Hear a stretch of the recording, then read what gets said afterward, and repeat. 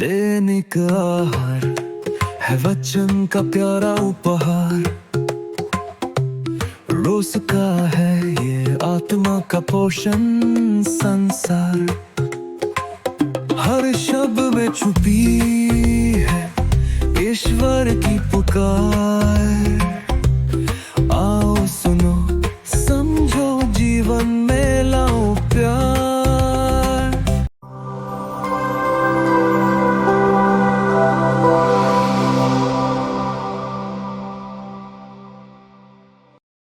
सबों को यीशु ख्रिस्त में प्रिय भाइयों और बहनों, आज के पहले पाठ में हम प्रेरित पौलुस को एफेसुस के कलीसिया के अध्यक्षों से विदाई लेते हुए देखते हैं। उनकी यह विदाई निष्ठावान सेवा और सुसमाचार के संपूर्ण संदेश के प्रचार के प्रति उनके अटूट समर्पण को दर्शाती है।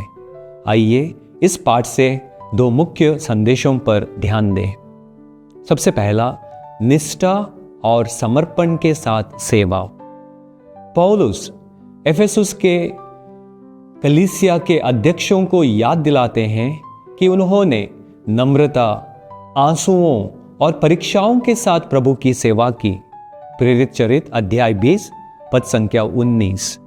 उन्होंने किसी व्यक्तिगत लाभ या आराम की चिंता नहीं की, बल्कि पूर्ण रूप से ईश्वर के कार्य में समर्पित रहे। उनका जीवन धैर्य, आत्म बलिदान और लोगों के प्रति गहरी चिंता से भरा था।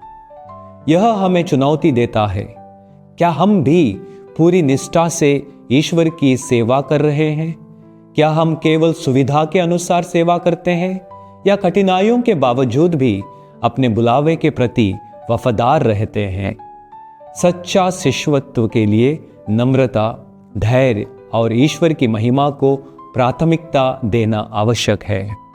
दूसरी बात, संपूर्ण सुसमाचार का प्रचार। पौलुस साहसपूर्वक घोषणा करते हैं, मैं ईश्वर की समस्त योजना का प्रचार करने से नहीं कतराया। प्रेरित चरित्र अध्याय 20 पद संख्या 27। उन्होंने कभी भी सुसमाचार के कठिन हिस्सों को छिपाया नहीं, बल्कि सच्चाई का प्रचार पूरी निडरता के साथ किया। आज हमें भी मसीह के प्रेम और सत्य को साहसपूर्ण प्रचार करने के लिए बुलाया गया है, केवल शब्दों से नहीं, बल्कि अपने जीवन और कार्यों के द्वारा। क्या हम अपने विश्वास में अडिग रहते हैं जब संसार हमें चुनौती देता है? पौलुस की तरह हमें भी सत्य को निडर होकर साझा करने और मसीह के प्रति अपने प्रेम को प्रकट करने की आवश्यकता है। पौलुस की विदाई हमें याद दिलाती है कि निष्ठावान सेवा और साहसिक प्रचार मसीह जीवन के मूल तत्व हैं। आइए हम भी प्रार्थना करें कि ईश्वर हमें नम्रता से सेवा करने और पूरे विश्वास के साथ सुसमाचार को प्रचार करने की शक्ति प्रदान करे। आमीन।